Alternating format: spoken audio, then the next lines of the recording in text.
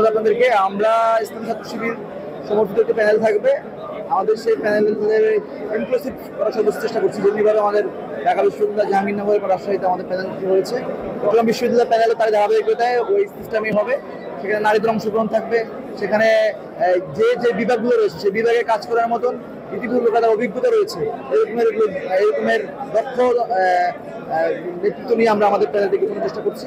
আমরা আশা করি আমাদেরকে যদি বিশ্ববিদ্যালয়ের শিক্ষার্থীরা ভোট দিয়ে নির্বাচিত করে এবং বিশ্ববিদ্যালয়ের শিক্ষার্থীদের কাজে বিশ্ববিদ্যালয়ের শিক্ষার্থীদের জন্য প্রকৃতপক্ষে চাকসুর যে দায়িত্বটা পালন করে ওই বিভাগের যে কাজগুলো সেই কাজগুলো সম্পন্ন করে স্টুডেন্টদেরকে নতুন কিছু দিতে পারার জন্য যে ক্যালিবার দরকার, যে যোগ্যতা দরকার, আমরা এমন একটা প্যানেল করতে যেন ওই প্যানেলে ওই ব্যক্তি শুধুমাত্র একজন বিপিজিএস অথবা কোনো পদ অধিকারী হয়ে সেই পদের পদ বলে বেড়াবে এরকম এটা না।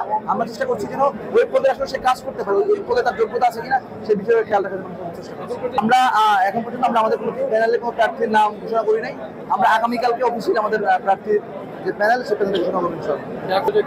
আমাদের প্ল্যান কি সেটা বিষয় না, শিক্ষার্থীদের প্ল্যান কি সেটা মুখ্য বিষয়। শিক্ষার্থীরা যদি ঢাকা বিশ্ববিদ্যালয় এবং জাহাঙ্গীরনগর বিশ্ববিদ্যালয়ের মতো চট্টগ্রাম বিশ্ববিদ্যালয় আমাদের গ্রহণ করে, তাহলে ইনশাআল্লাহ আমরা ওই বিশ্ববিদ্যালয়ের মুখগুলোর মধ্যে আমরা এখানে শিক্ষার্থীর জন্য কাজ করবো। আমরা 5 আগস্টের পর থেকে এখন পর্যন্ত যে কাজ করার সুযোগ পেয়েছি, আমরা মনে করছি চট্টগ্রাম বিশ্ববিদ্যালয়ের শিক্ষার্থীরা আমাদেরকে তাদের প্রতিনিধি হিসেবে গ্রহণ করতে স্বাচ্ছন্দ্য বোধ করবে।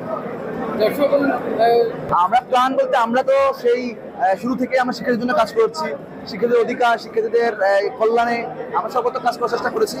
আমরা তাই ধারাবাহিকতা আরো অব্যাহত করবো। এতদিন আমাদের ম্যান্ডেট ছিল না, আমরা আমাদের মতো করে কাজ করেছি। এখন যদি আমরা নির্বাচিত হই, তার মানে আমরা শিক্ষার্থীদের নির্বাচিত প্রতিনিধি, সুতরাং আমাদের দায়বদ্ধতা থাকবে। আমরা সেই দায়বদ্ধতা সর্বোচ্চ দায়বদ্ধতার দায় নিয়ে কাজ করার চেষ্টা করব। আমি আসন্ন চাকসু নির্বাচনে বিজয় 24 হল সংসদের একজন সাধারণ সম্পাদক পদপ্রার্থী। আমি মূলত একজন স্বতন্ত্র প্রার্থী হিসাবে পদে দাঁড়িয়েছি।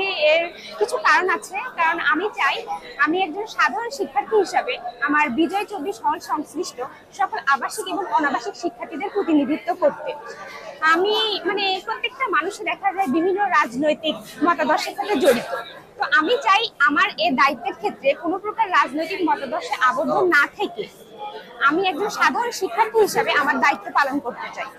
এতে দেখা যাবে যে আমার হলে যারা শিক্ষার্থীরা আছে তারা কোনো রাজনৈতিক মতাদর্শের কারণে আলাদাভাবে কোনো সুযোগ সুবিধা ভোগ করতে পারবে না। সকল শিক্ষার্থী নির্ভয়ে নিরাপদে সমান সুযোগ সুবিধা নিশ্চিত করতে আমি প্রতিজ্ঞাবদ্ধ। এছাড়াও দেখা যায় আমাদের হলে মেয়েদের মূলত আমাদের হলে আশেপাশে কোনো ফার্মেসি নাই। তো আমি এটা নিয়ে কাজ করতে চাই। আমি চাই যে প্রশাসন আমাকে এই বিষয়ে সহায়তা করবে। আমি যদি আমার নির্দিষ্ট দায়িত্ব পালনের জন্য আমি যদি নির্বাচিত হই, আমি চাইবো যে প্রশাসন আমাদের হলে, মেয়েদের হলে বিশেষ করে একটি ফার্মেসির ব্যবস্থা করুক। পাশাপাশি আরো কিছু সমস্যা রয়েছে, যেমন আবাসন সংকট। আপনারা তো জানেন যে আমাদের চট্টগ্রাম বিশ্ববিদ্যালয় থেকে দেশের বিভিন্ন জায়গা থেকে বিভিন্ন শিক্ষার্থীরা আসে এখানে ভর্তি হতে, কিন্তু ভর্তি হওয়ার পর দেখা যায় শতকরা 50% মতো শিক্ষার্থীও এখানে আবাসিক হিসাবে নিজেকে এখনো নিশ্চিত করতে পারে নাই, যার কারণে তাদেরকে বিভিন্ন কটেজে থাকতে হয়। সম্প্রতি যে ঘটনা ঘটে গেল 2 নম্বর গেটে, সেখানে দেখা গেল অনেক মেয়ে শিক্ষার্থীরা ছিল যারা রাতের আধারে নিরাপত্তার ভয়ে আমাদের নিরাপত্তার জন্য আশ্রয় হিসেবে আমাদের হলকে বেছে নিয়েছিল।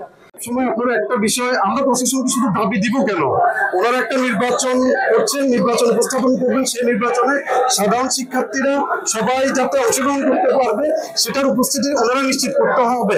আমি আরেকটা বিষয় বলি আপনাকে, এখানে যারা আপনার গত কিছুদিন আগে আমাদের এলাকাবাসীর সাথে একটা সংঘর্ষ হয়, সেই সংঘর্ষে আমাদের অনেক শিক্ষার্থী আহত হয়। তাদের দিক থেকে অভিযোগ আসছে যে আমরা এখনো হসপিটালের বেডে বিছানায় কাতরাচ্ছি ব্যথায়, কিন্তু প্রশাসন আমাদের চিকিৎসার খোঁজ খবর না নিয়ে এখানে নির্বাচনে মেতে উঠেছেন। আমরা আসলে এই জিনিসগুলো আমরা অবজার্ভ করছি। আর আরেকটা বিষয়, নির্বাচনের জন্য প্রশাসনিকভাবে একজন আরেকজনকে দায়গ্রস্ত করছেন। আমরা নির্বাচন কমিশনের কাছে গেলে ওনারা বলছেন ডিসি মহোদয় জানে, ডিসি মহোদয়ের কাছে গেলে বলছেন যে ওবিসি মহোদয় জানে। এই যে দায়সারা জিনিসগুলো নির্বাচনকে ঝুঁকিপূর্ণ করে তুলছে। আমি স্পষ্টভাবে বলছি, এই নির্বাচন কোনোভাবে প্রশ্নবিদ্ধ হলে এই প্রশাসন তার উচিত জবাব পাবে।